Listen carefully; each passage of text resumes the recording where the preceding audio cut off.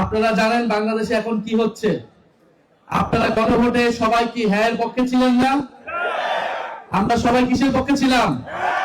আমরা হ্যাঁ এর পক্ষে ভোট দিয়ে গণভোটকে জয়যুক্ত করেছি, কিন্তু সেই গণভোটের গণরায়কে নিয়ে যাওয়া হচ্ছে আদালতে।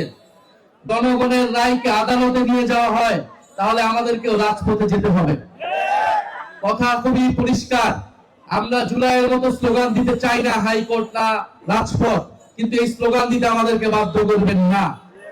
আমরা জাতীয় সংসদ হয়েছে, সংসদকে সংস্কার পরিষদ সদস্য হিসেবে ঘোষণা করতে হবে এবং গণভোটের গণরায় অনুযায়ী সকল সংস্কার বাস্তবায়ন করতে হবে।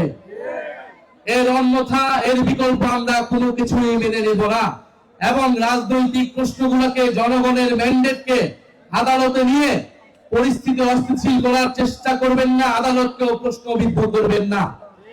বিজ্ঞ আদালতের প্রতি আমাদের আহ্বান থাকবে, জুলাই গণ অভ্যুত্থানের হাজারো মানুষের রক্তের মধ্য দিয়ে আজকের প্রধান বিচারপতিগণ বসেছেন।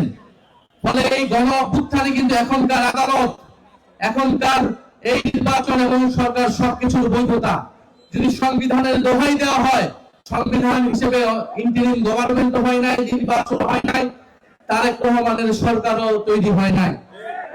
যদি পুরানো সংবিধানের কথা বলা হয়, তাহলে ফ্যাসিস্ট হাসিনাকেই এখনকার প্রধানমন্ত্রী হিসেবে মেনে নিতে হবে। বর্তমান সরকার কি সেটা মেনে নিতে প্রস্তুত? কিন্তু আমরা তার কাছে সেটা শুনতে চাই। ফলে অযথা জল খোলা করবেন না, সংস্কার বাস্তবায়ন করতে হবে, বিচার বাস্তবায়ন করতে হবে। ভারতের কাছে অবিলম্বে শেখ হাসিনাকে বাংলাদেশে ফেরত পাঠানোর জন্য দাবি জানাতে হবে। শেখ হাসিনাকে ফেরত না পাঠালে ভারতের সাথে সম্পর্ক ঠিক হবে না। বাংলাদেশের সাথে সম্পর্ক স্থাপন করতে হলে অবশ্যই জুলাই গণহত্যার বিচার, শেখ হাসিনাকে ফেরত পাঠাতে হবে, শরীফ ওসমান হাদি খুনিদেরকে বাংলাদেশে ফেরত পাঠাতে হবে। তারপরই ভারতের সাথে সুসম্পর্কের বিষয়ে আমরা বিবেচনা করব ইনশাআল্লাহ। আজকে পুরো সমগ্র এনসিপি এই কুমিল্লা জেলায় এসেছে। এনসিপির সব গুরুত্বপূর্ণ নেতাই আজকে কুমিল্লা জেলায় এসেছেন।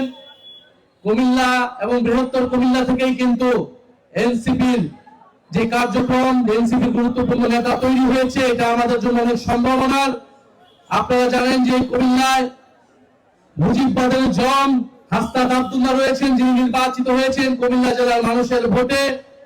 এই কুমিল্লায় রয়েছেন গণ অভ্যুত্থানের ভ্যানগার্ড আসিফ মাহমুদ, সজীব ভুইয়া এবং এই বৃহত্তর কুমিল্লার সন্তান চাঁদাবাজদের জন জনাব নাসিরউদ্দিন পাটোয়ারি আবির্ভূত হয়েছে এই ইলেকশনে।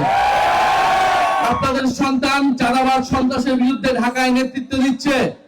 কুমিল্লাবাসীকেও চাঁদাবাজ সন্ত্রাসের বিরুদ্ধে এই কুমিল্লা থেকে প্রতিরোধ তৈরি করতে হবে ইনশাআল্লাহ।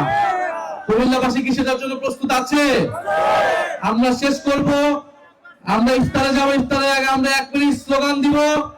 আপনারা সবাই প্রস্তুত আছেন? কুমিল্লাবাসী প্রস্তুত? ইনকিলাব ইনকিলাব, এনসিপি এনসিপি, ক্ষমতা না জনতা, না প্রশ্ন সংগ্রাম, দালালি না রাজপথ, গোলামি না আজাদি।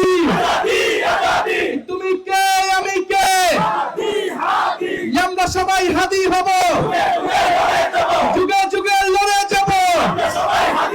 অ্যাকশন টু অ্যাকশন, এনসিপির অ্যাকশন, চাঁদাবাজের বিরুদ্ধে, সন্ত্রাসীদের বিরুদ্ধে, ফ্যাসিবাদের বিরুদ্ধে, আগ্রাসনের বিরুদ্ধে।